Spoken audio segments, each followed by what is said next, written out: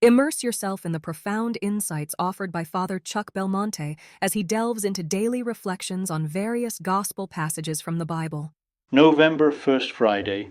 Can the doctrine of the Church of Christ develop?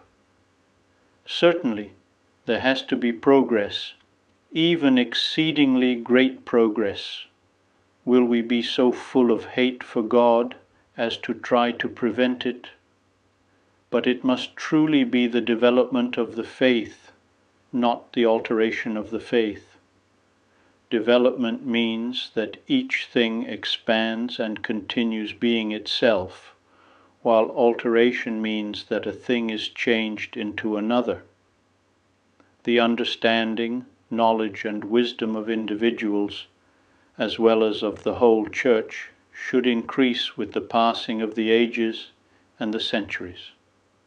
Still, only along its line of development, that is, keeping the same doctrine, the same meaning, and the same importance.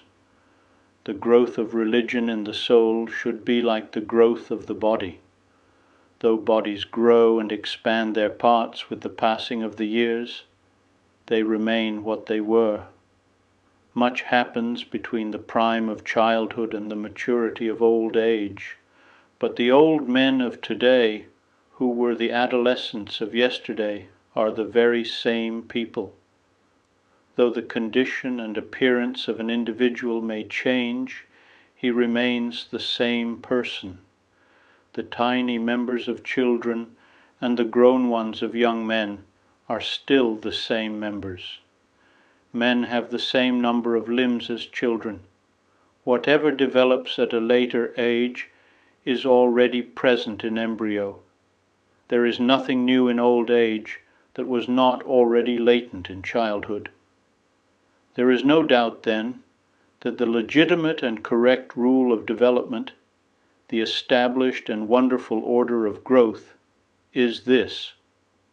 In older people, the fullness of years always brings to completion those members and forms that the wisdom of the Creator created beforehand in their earlier years.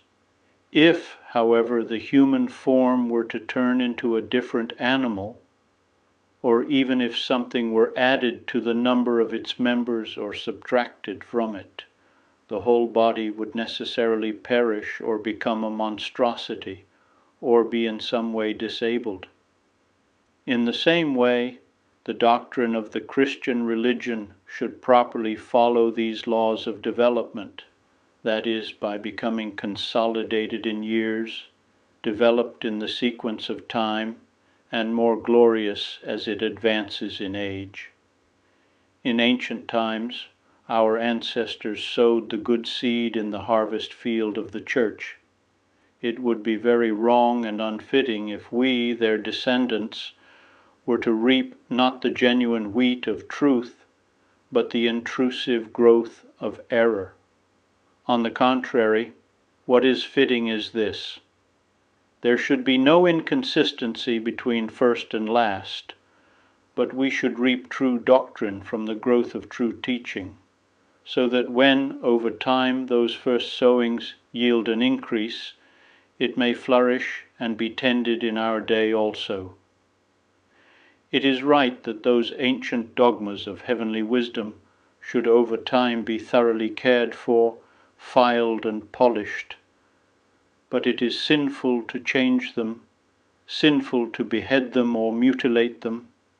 They may take on more evidence, clarity, and distinctness, but they must retain their completeness, their integrity, and their characteristic properties. By Saint Vincent of Lerins, a monk of the early 5th century. I would be delighted to extend an invitation to you once again tomorrow for another insightful reflection on the Gospel by Father Belmonte.